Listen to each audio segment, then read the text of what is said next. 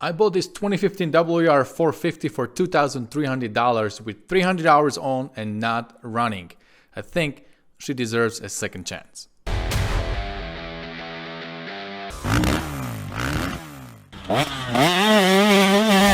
When I say second chance, I actually mean new life. This WR450 definitely deserves to be born again. So we are going to do a complete frame up restoration. We are going to touch and do everything on this bike. Everything is either going to be restored or replaced. So once we are done with this 2015 WR450, this bike have to be better than brand new. It has to look better, it has to perform better, and it just has to be overall better bike than when it came out of the factory. So we have a lot of work in front of us. We need to do everything, and I wanted to take you on this journey with me. It's gonna take a little bit longer, so just sit down, relax, and enjoy this 2015 WR450 build. I know that this is not a usual dirt bike build. Usually people will do, and myself included, these cool two-strokes from like early 2000 or maybe even before. And believe me, those are really fun and easy projects to work on. But this right here, 10 years old, four-stroke, pretty much nobody is doing these bikes. And when I saw it for sale at Marketplace for a really good price, I just felt that, hey, I have to get this bike and I have to do something with it. So this bike didn't run when I bought it. So first I fixed it, I found out what was wrong, and it was the fuel pump. We have a brand new OEM pump in this thing, and once I put a new pump in, WR started right up and it was running fine. You know, back in those days, 2012 through 2015, Yamaha did this one-of-a-kind WR450 where they actually took an older engine that was a championship engine for Chad Reed and James Stewart. They took it out of 2009 YZ450. They put a fuel injection on this thing, and then they stick it into YZ250F frame.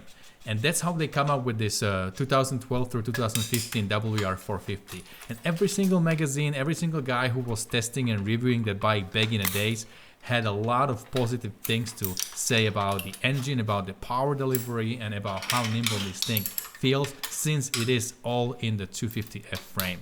So giving all this, you know, the history of a bike, and I think it was done really interestingly put together by Yamaha.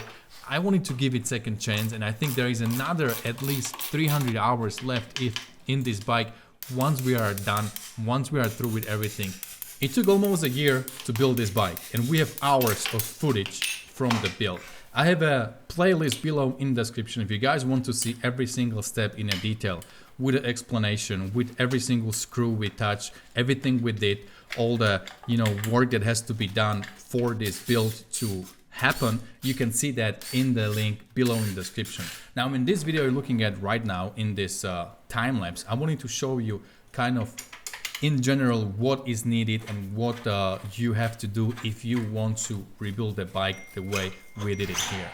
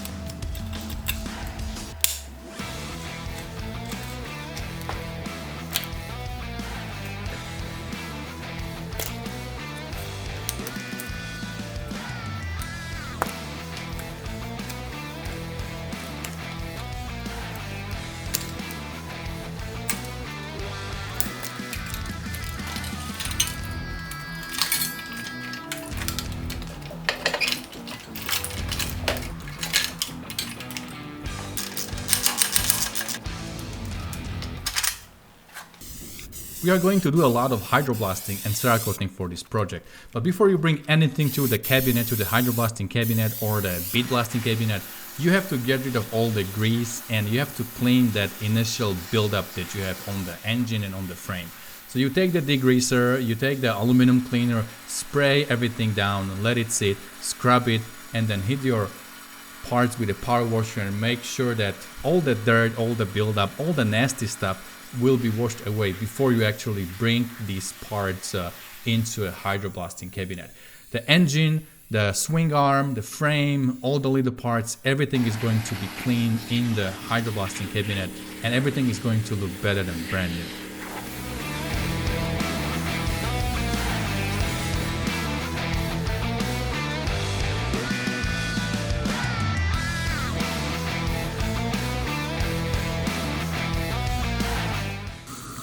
So this part of the hydroblasting, when you're rinsing it outside, kind of on the sun, with like this clean water, and you see all the shine, and you see it all in the sun, this is my favorite part.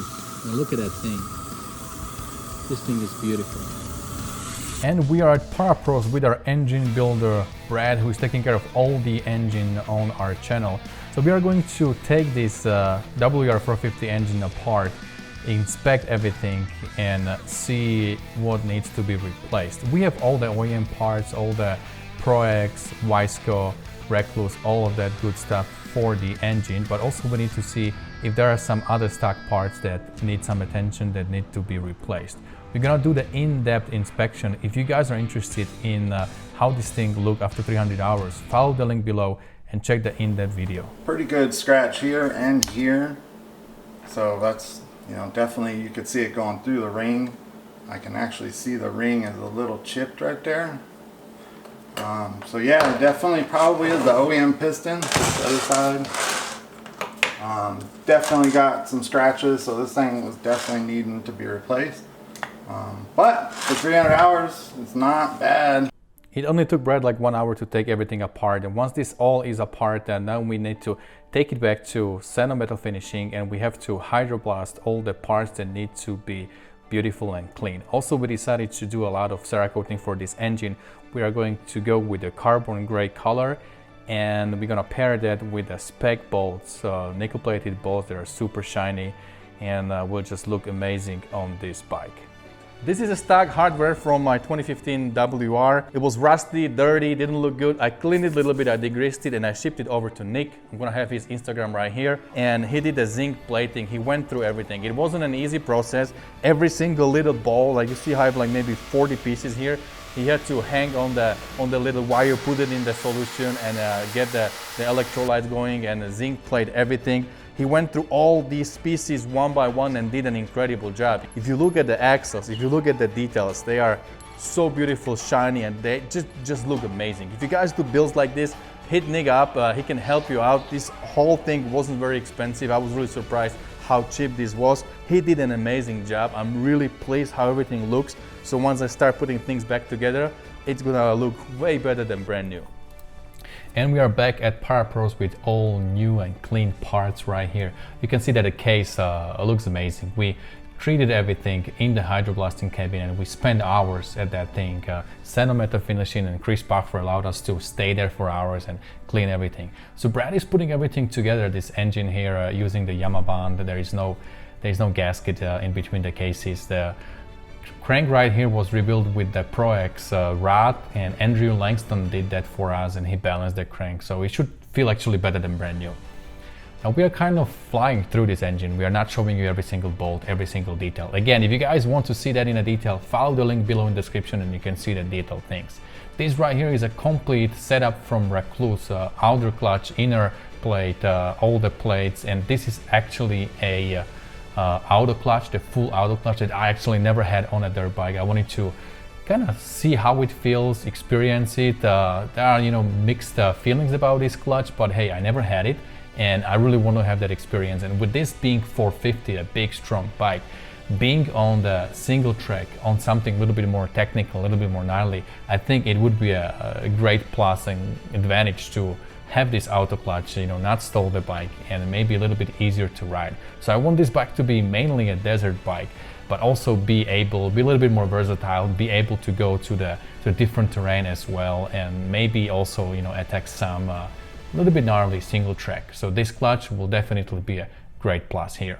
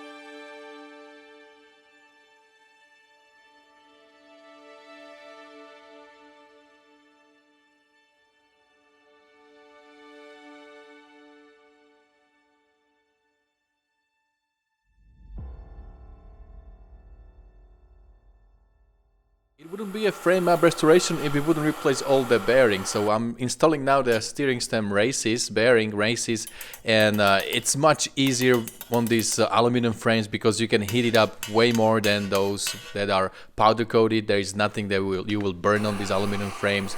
And we have the steering races sitting in the freezer. You can see it was super easy to install everything.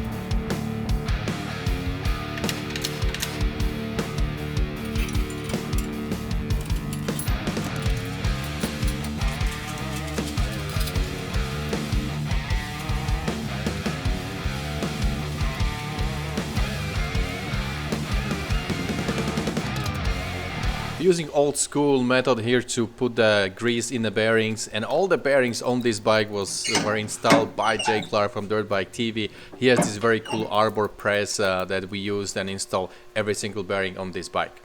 So as you can see, we are doing here just the old school, you know, pressing, pushing the grease into the bearing. I'm not really greasing the stem itself. That's just a byproduct of trying to push the grease inside in the bearing.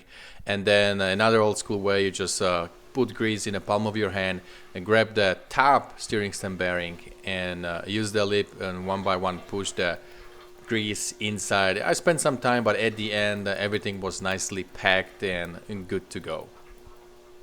This is always, you know, the beginning of the build when you grease everything and you start putting this first parts on your frame, and it really start feeling like something is happening and things are coming together. Like it took a long time to get to this point because we had to clean, hydroblast, Cerakote, zinc plate, and do all kinds of different things to every single part that we are using now. But at this point we are all done. You see all the bolts are nice and shiny nickel plating from spec bolts, and what I had to use stock, I got that zinc plating. So everything is real nice. So you see the triple clamp we are using. It's a stacked triple clamp that we got hydroblasted and Cerakoted by Stenometal Finishing.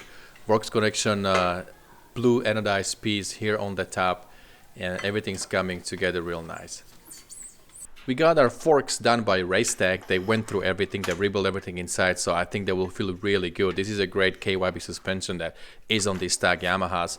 And we also did the treatment, the hard anodizing treatment. Everything looks really good, black, hard anodizing. And also that's why I used that screwdriver in the back, because sliding those brand new anodized forks through the triple clamp, I was a little bit worried that I will scratch them. That's why I did a screwdriver in the back. It's easier to just slide them through and then use your 10mm, tighten everything up, and we are good to go.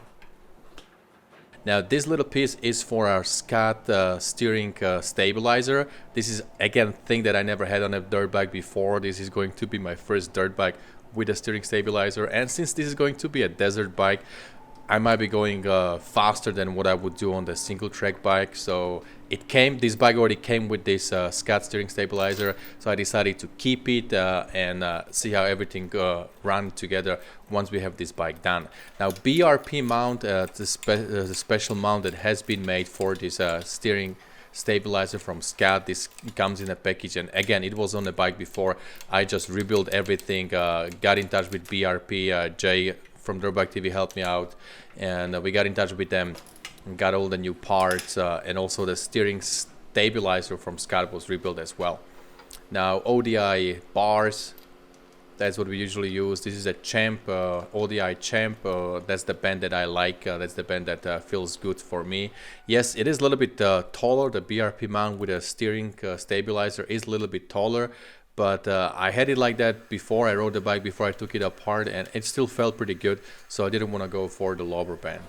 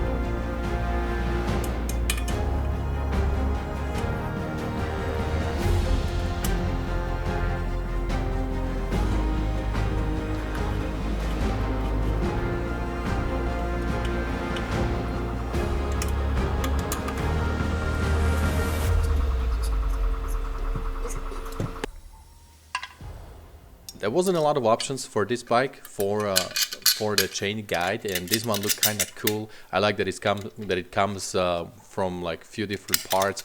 Again, using a spec bolt, shiny bolts there, and you know, putting everything together, things looks pretty good, and also has a replaceable parts inside. So once you wear it out, you can just get new rubber from Rocky Mountain ATV, and it should be good to go.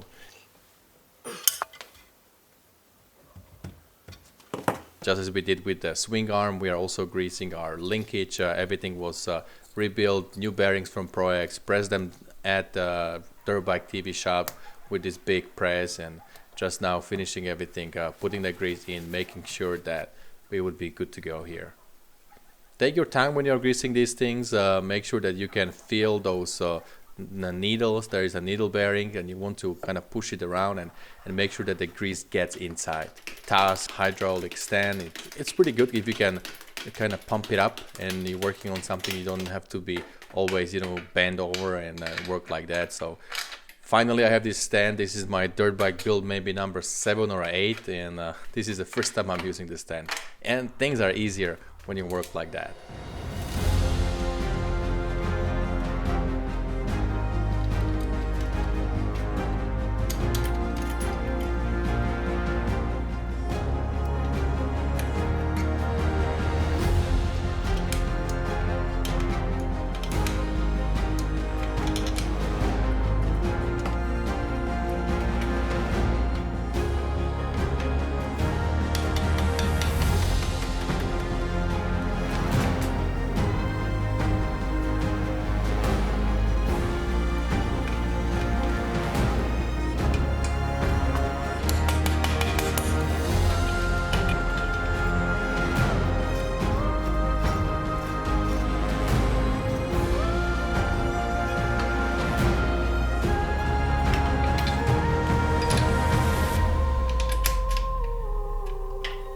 So for the record, I do have a torque wrench and I'm going to use it. I don't use it every single time when I build these things. I'm gonna use it at the end once the bike is all done. Then I'm gonna go around and make sure that everything that is important is in the specs.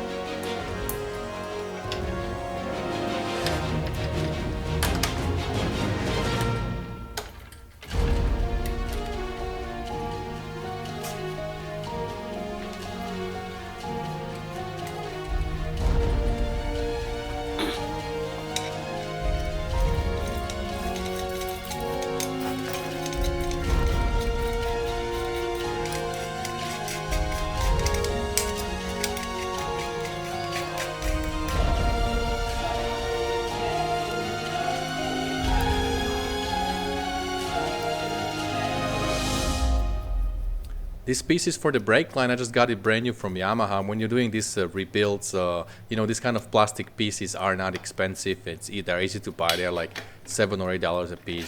It's always a good idea to buy these pieces brand new.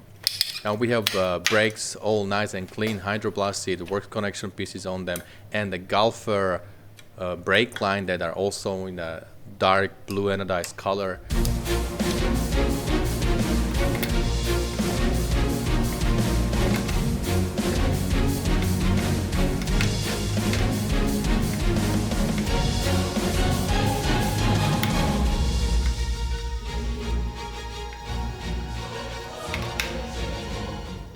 People ask me about the wheels, why I use old wheels first, and the reason is that, you know, once I finish this bike, I want to be able to ride it and break it in before everything is done, before everything is finished, before I can take all the pictures and do the reveal video, right?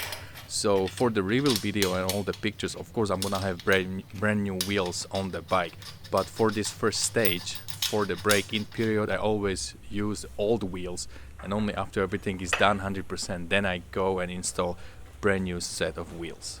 So we're actually going to be rebuilding these stack wheels with new rims, new brake rotors. We're gonna hydroblast and Cerakote the hubs. It will look really good.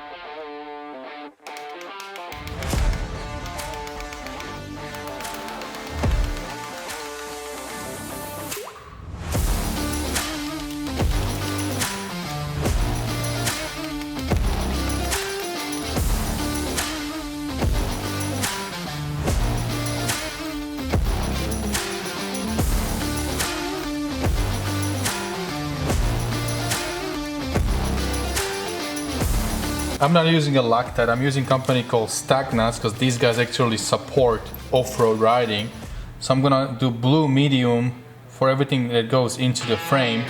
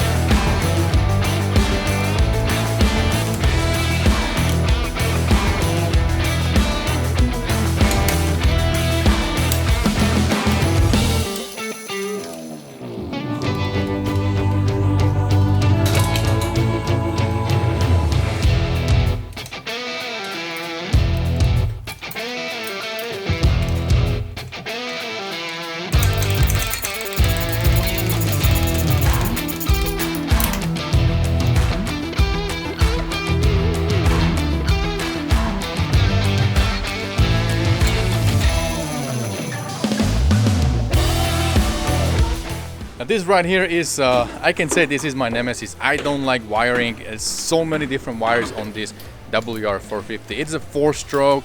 It's almost street legal. It has a lot of different sensors and lights and all kinds of stuff, different connectors.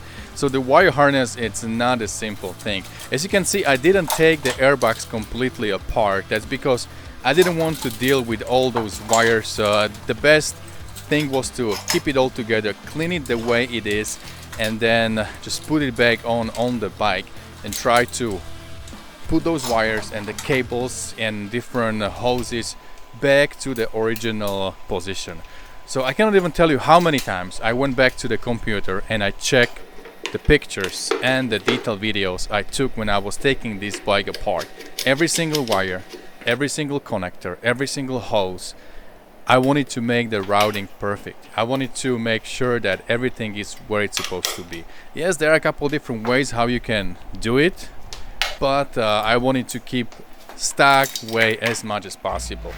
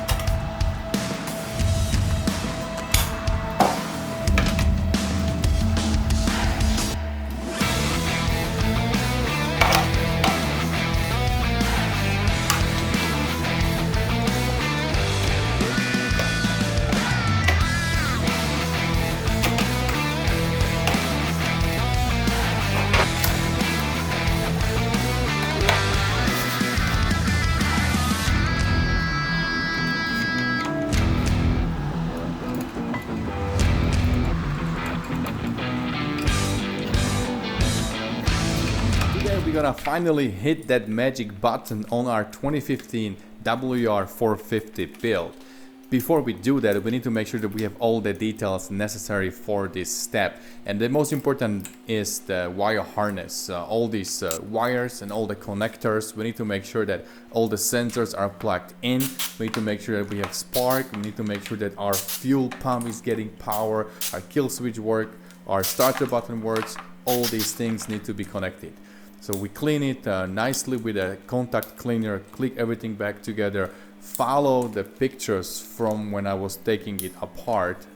Again, I'm keep going back to those pictures, checking everything, making sure that the wire rounding and the connections are exactly same as before when I took this bike apart. And there are several other details I want to finish before we actually go and hit the start button on this WR450.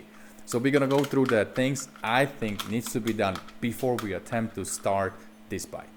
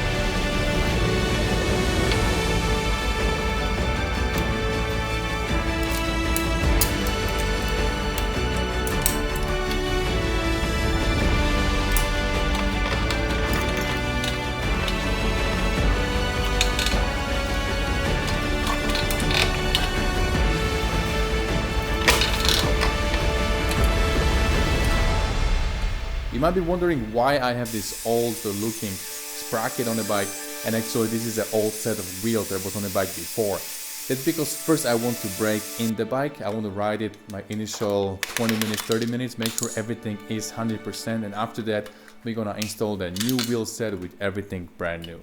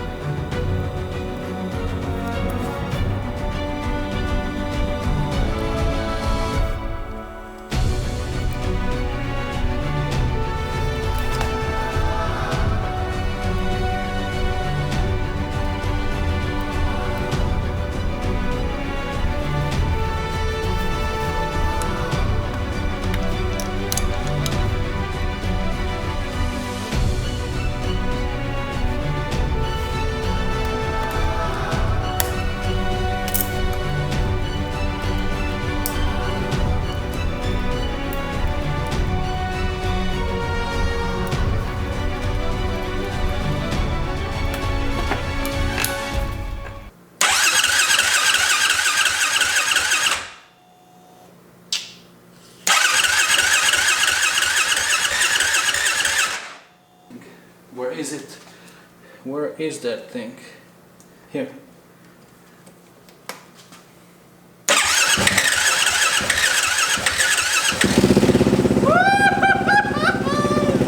Yeah! Take it up!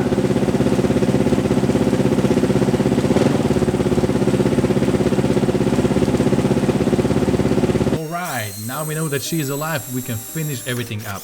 We still need to install a couple things. We are taking care of this wraparound handguards. This is what I always use for every single off-road bike. These are Enduro Engineering. They are good, low profile. I like how they wrap around. They are not heavy. And also Decal MX has custom design for these handguards, so it's gonna look really good once we are done.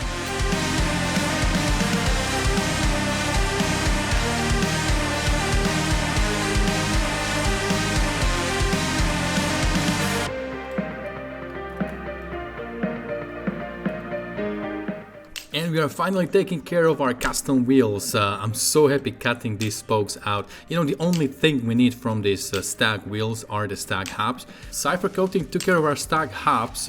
We hydro busted everything and Cerakoted to match everything else we have on the bike. So this is a carbon gray and looks absolutely amazing. And we have a Nexstar rims, spokes and all that good stuff. So everything is laced, everything is good, and we are ready to build these wheels. A little bit of a Gorilla Tape on the spokes, so we have our two protected. We use a lot of ProX parts for these custom wheels.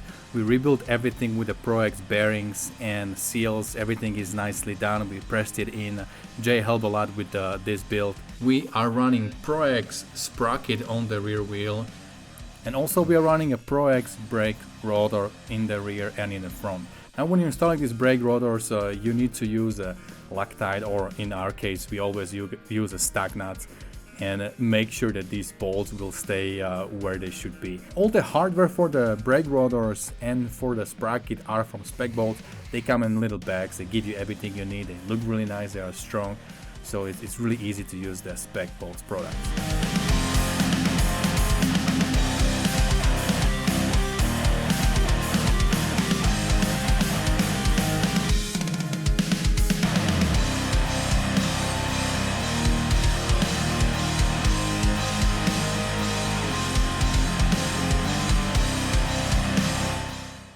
And of course we are running a Dunlop tires. This is an off-road bike, a desert bike, so we are running 8082, which is a new design, new off-road tire from Dunlop.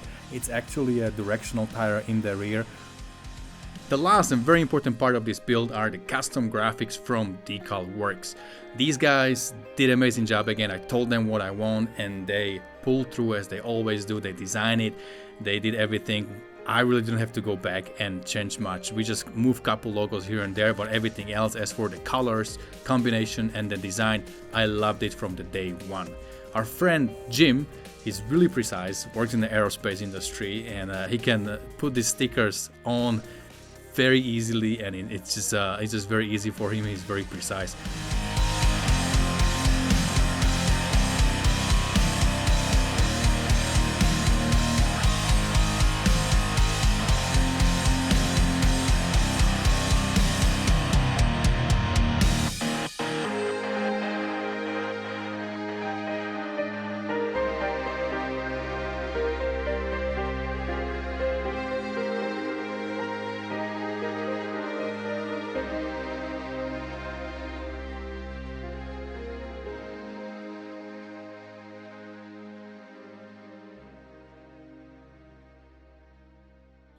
Alright guys, and here we go. 2015 WR450 is reborn.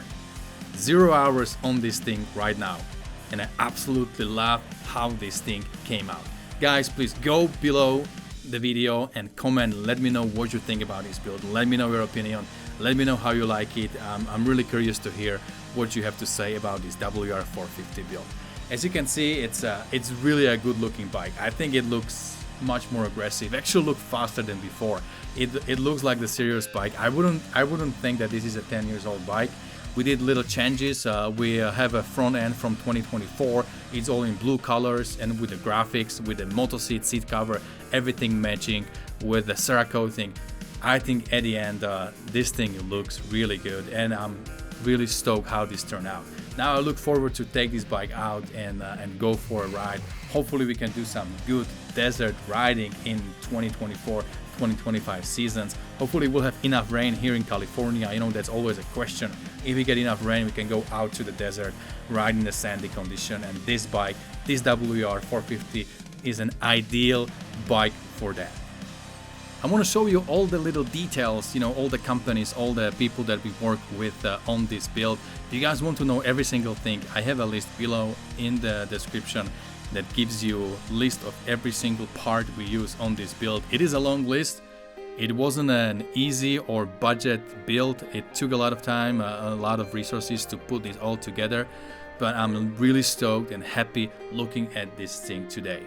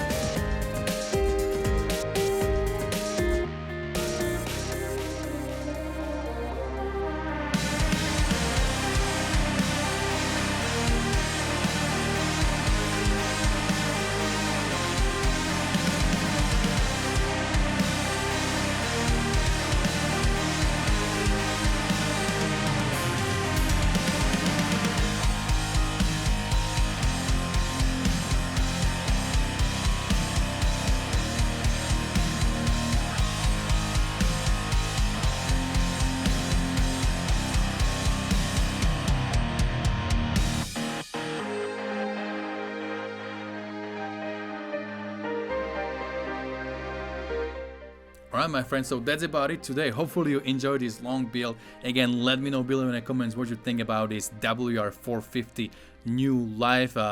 We are ready for another 300 hours here. Hopefully I'll be the one putting the hours on the bike, unless one of you guys really want to get it from me. Let me know below in the comments what you think about the bike, and don't forget, whatever you do, stay motivated. See you guys later.